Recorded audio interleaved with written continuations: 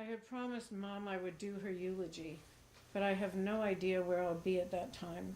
So I began early in thinking about how to describe her. One of the consistent ideas I have about Mom is her selflessness. She has spent countless hours just being by my side in the hospital, never faltering in her vigilance.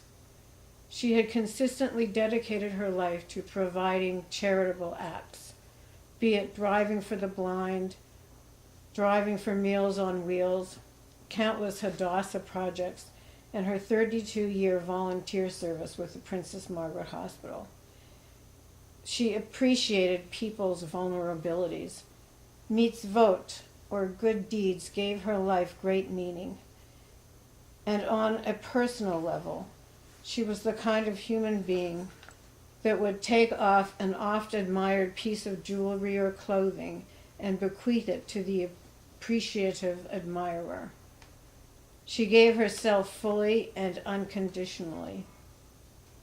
I heard so many sad stories about her chaotic, loveless parents that I was always amazed at how she was able to climb out of that mess so successfully, setting boundaries for herself and exhibiting great inner strength. I hope the strength I have sought out is a result of that maternal legacy. What strength and tenacity manifested itself in Mom's zeal for knowledge and self-learning. Given the times and the mores, most girls didn't go to university, and Mom instead got 2 gold medals at the School of Commerce. This always nagged at her, and her voracious appetite for books and Canadian art or travel were opportunities to conquer that nagging. Mom was steadfast in her commitment as a wife to Dad for almost 56 years. She cherished her marriage and put nothing ahead of it. She even had the great wisdom to instill in me the idea that marriage was so important to nurture because eventually kids grow up and leave the nest. And that spousal relationship is again at the forefront. In fact, Wes and I have often said that the empty nest is underrated. Dad and Mom were a lovely duet. They thoroughly enjoyed spending their time together with friends, going for walks, tinkering in the countryside, traveling.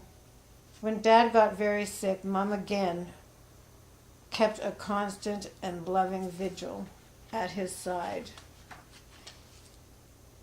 I'm sure most of you who have known Mom through the years have known how she relishes the side of her that shows her bluntness. What she was just thinking would frequently be leaving her lips and often landing most non-diplomatically on some unsuspecting listener. I would often cringe as I predicted what or how she would present an argument with somebody. And I'd find myself saying, "You just said that to her? In that tone of voice?" I joked with her that while she has abundant wisdom to impart, she needed to finesse her delivery. However, after 92 years, she feels quite entitled to her opinions and her execution of them.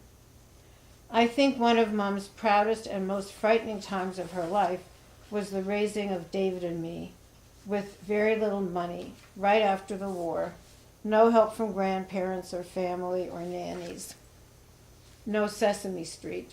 She took pride in how she organized her life, raising twins with only Dad to help. In sum, I think Mom was ready to leave here. Her life changed so dramatically after Dad died 7 years ago. While she certainly had no trouble going to concerts or theater or visiting friends, still doing volunteer work, she would often say to me that next to David and Joe and Wes and me, her interests had diminished and she had lived long enough. I can't wait to see her again.